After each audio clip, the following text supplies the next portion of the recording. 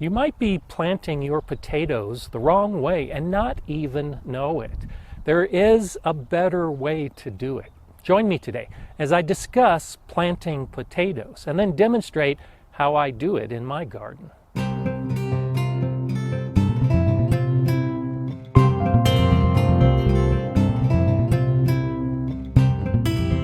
Hi, I'm Gardener Scott, and there are two primary methods when it comes to planting potatoes. The first being that we take our seed potato, put it in a trench, cover it up with soil, and wait for it to grow. And I'll show you how to do that a little later on in the video. The second method is to chit the potatoes, and that's to actually encourage the little sprouts to grow, and then when those sprouts are ready, we'll put it into the ground.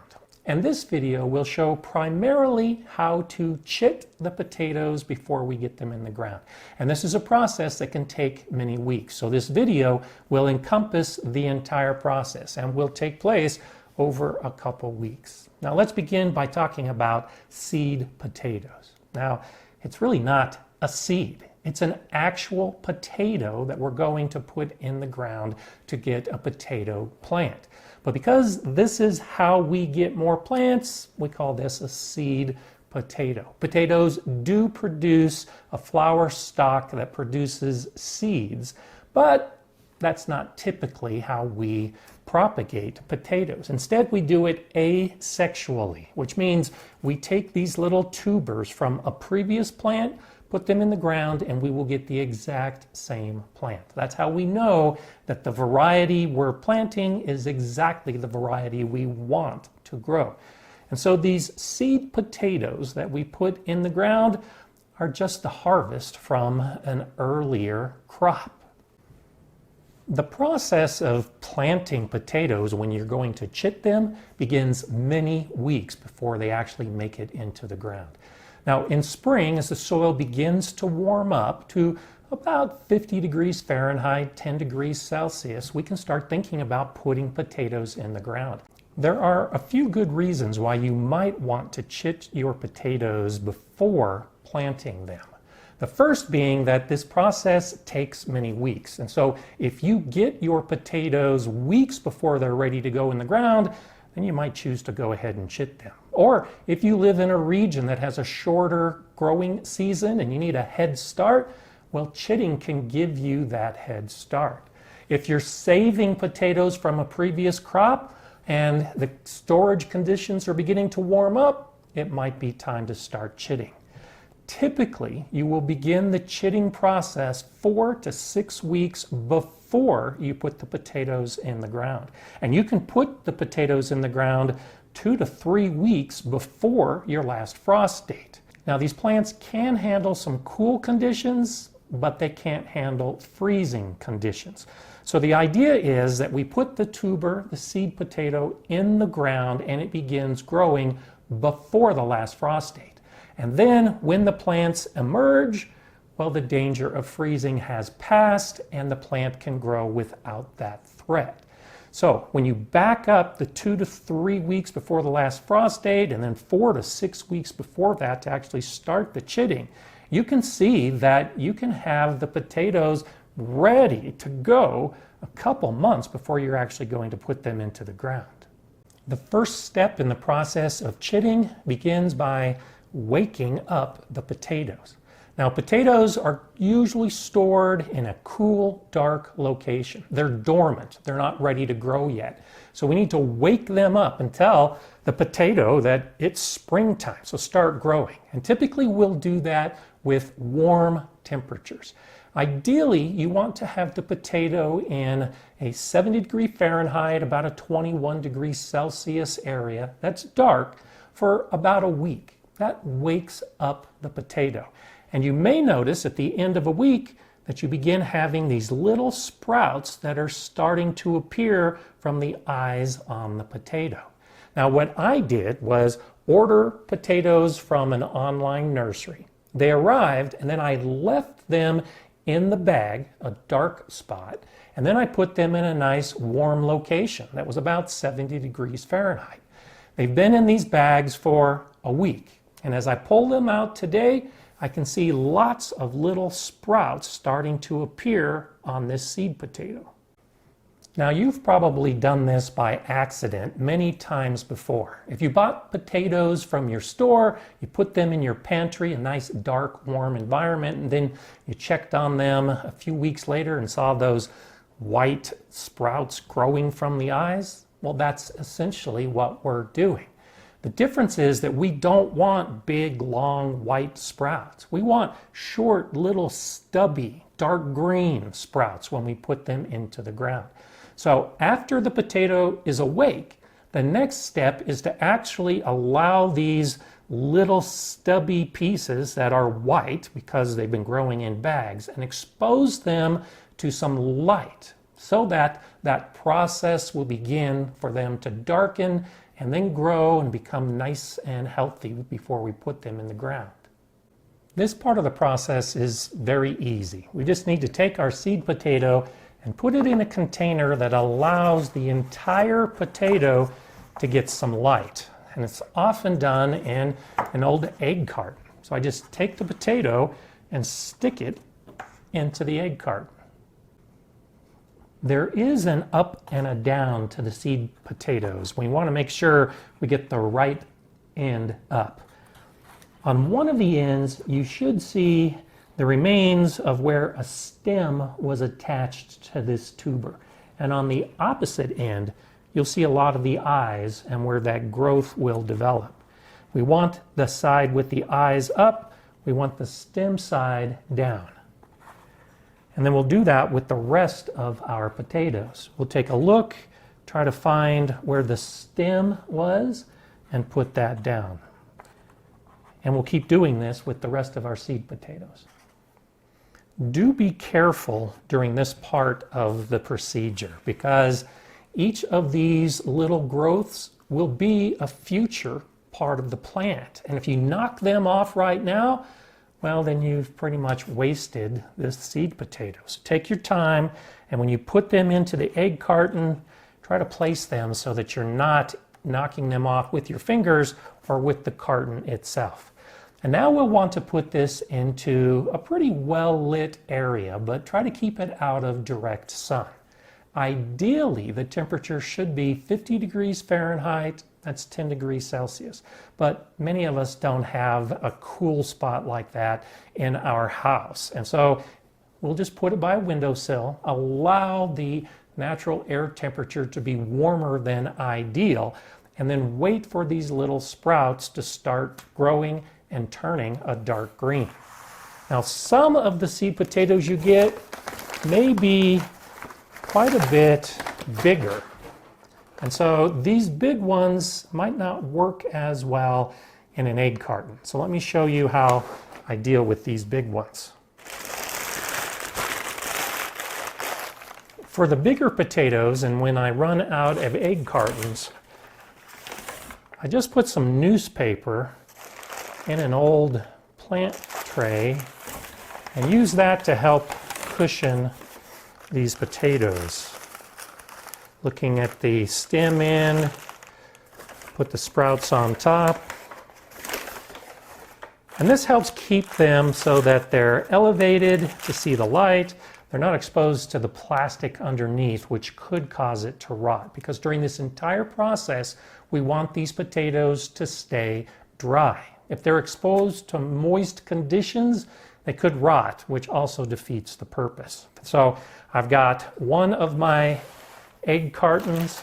I've got some crumbled newspaper with some other.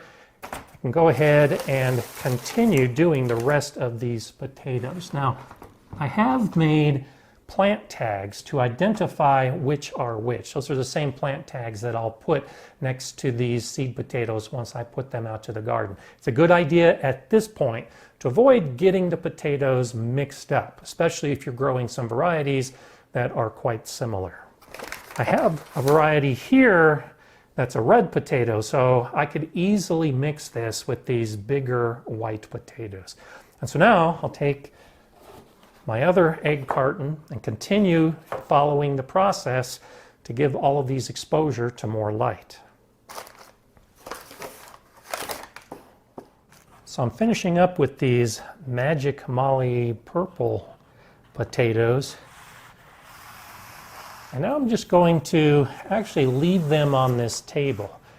This window gets some really good morning light and then some filtered light through most of the day. It is east facing. I'll also turn the light on in this room to give it a little bit extra light for these potatoes. But now I'll just go ahead and leave these, monitor them to make sure no rot sets in, and then I'll come back a little bit later and I'll show you the progress.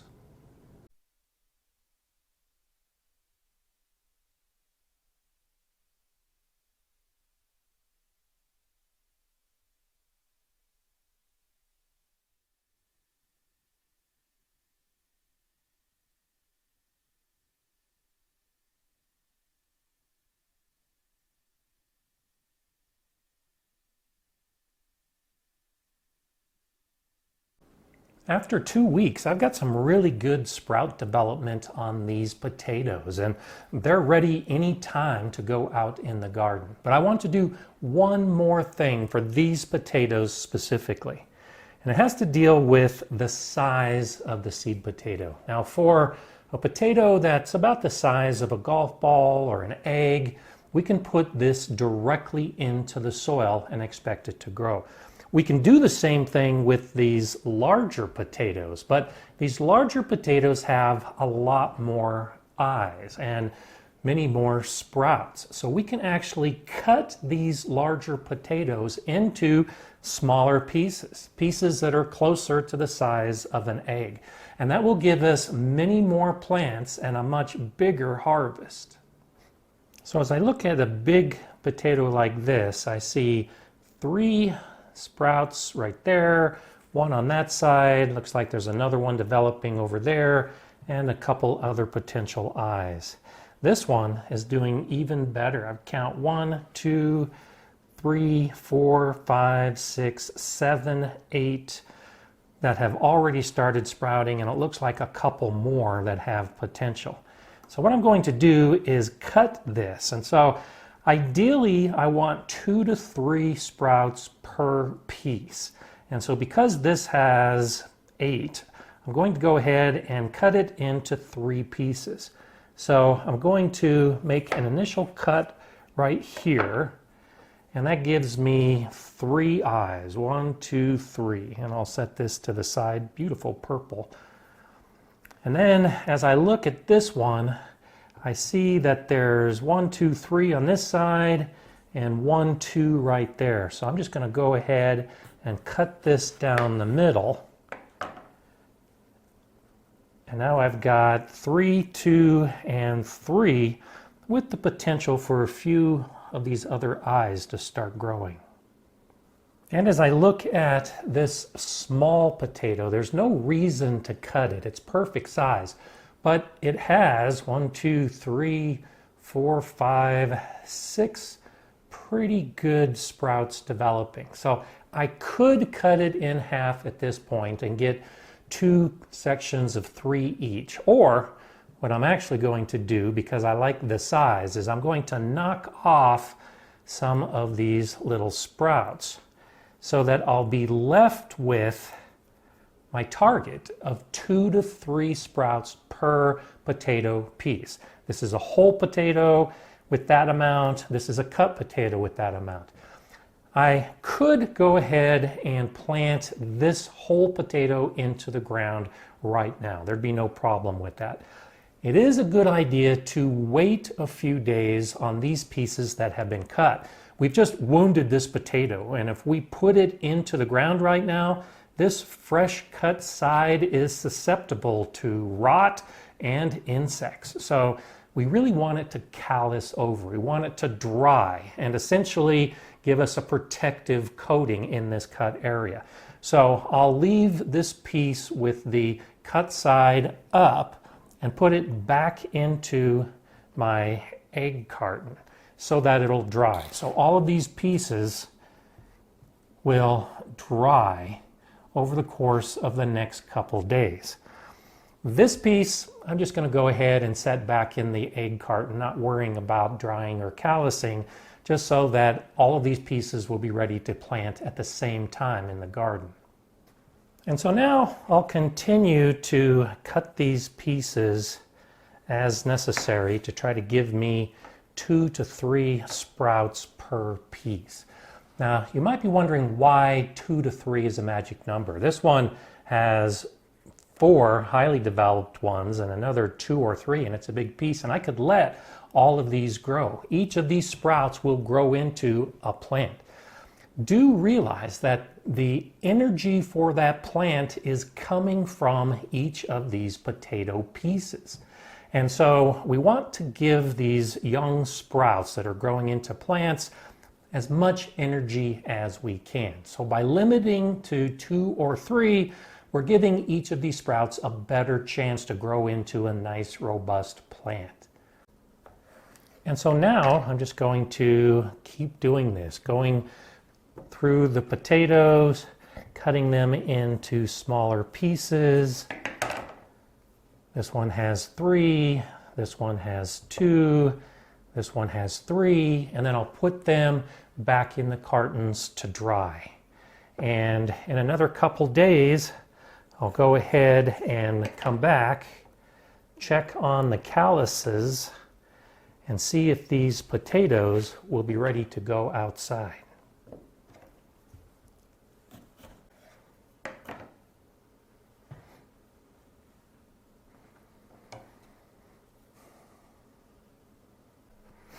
I want to make sure there's enough air all the way around these potatoes so they're not touching during the entire drying process. And after about 4 days, all of those cut edges are completely calloused and the potatoes are sealed. Finally, after a month of preparation, these potatoes are ready to go in the ground. And I'll show you both how I do in-ground planting and grow bag planting.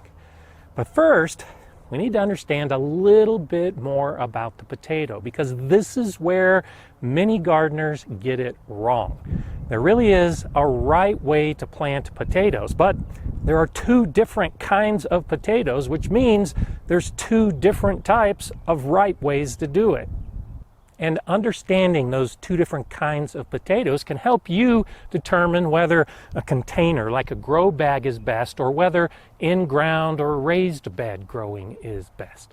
So what are the 2 different kinds of potatoes? Well, they're related to tomatoes. And as you might know, tomatoes have determinate types and they have indeterminate types. It's the same with the potato. So, as a potato grows, if it's a determinate potato, it's going to grow, send out those tubers, and have one level of potatoes. And it's all going to happen at about the same time. So when you harvest, all the potatoes are generally about the same size and the same shape, and you've harvested and you're done.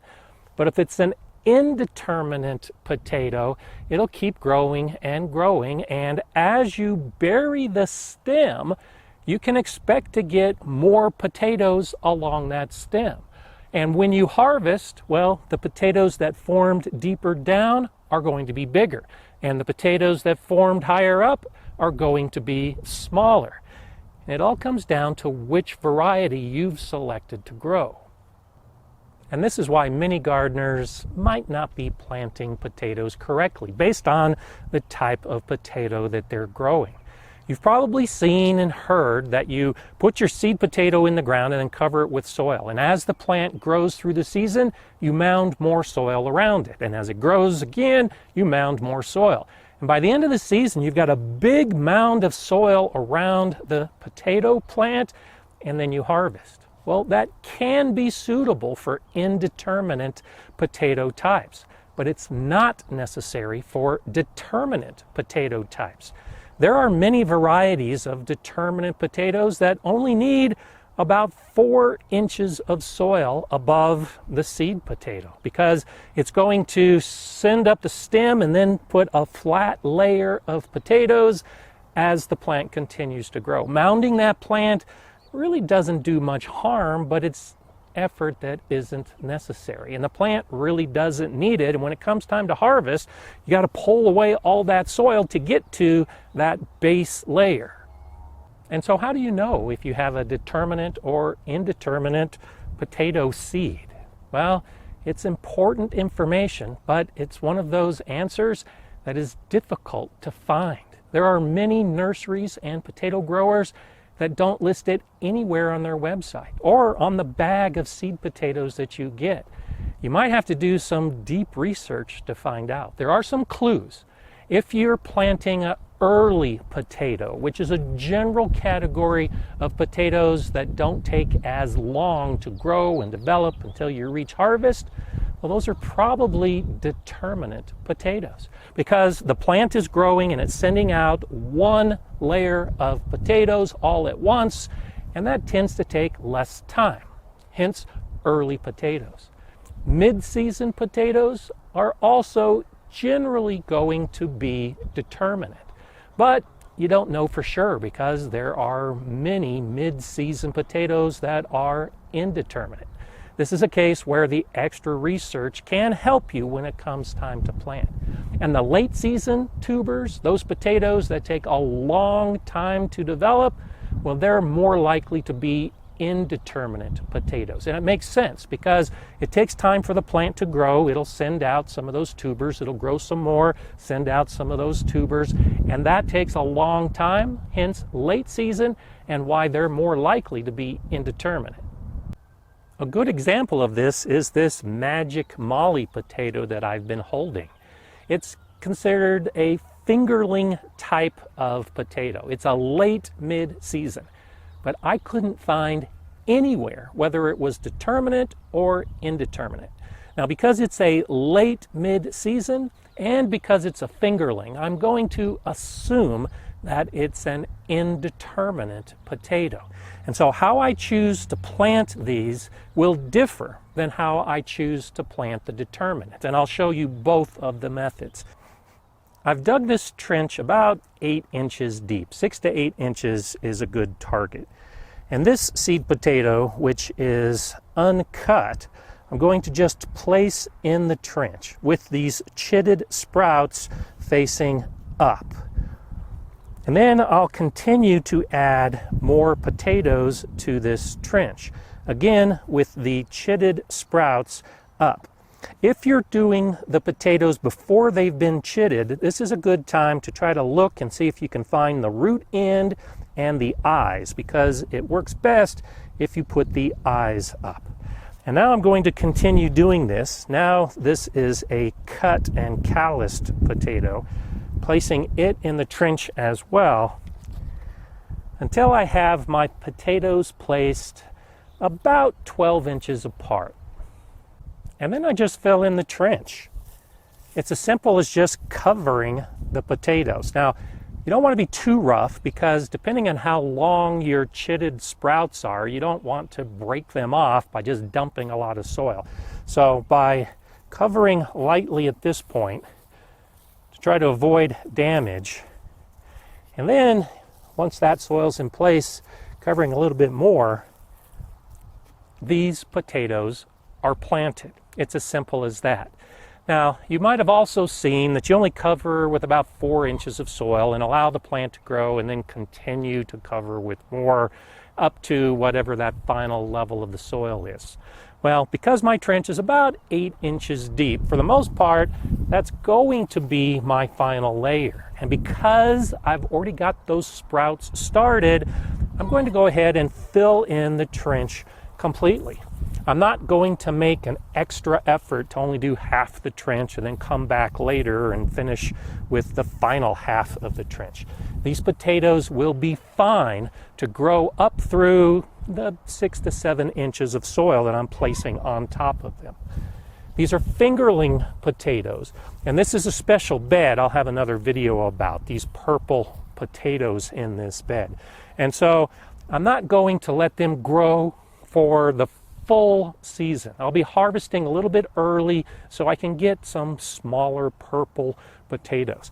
I will do some heavy mulching over these potatoes once they break through the surface. That will help if they're indeterminate potatoes because it adds a little bit extra protection and opportunity for growth around the stem. But for the most part now, these potatoes are planted. I'll water them and they're ready to grow.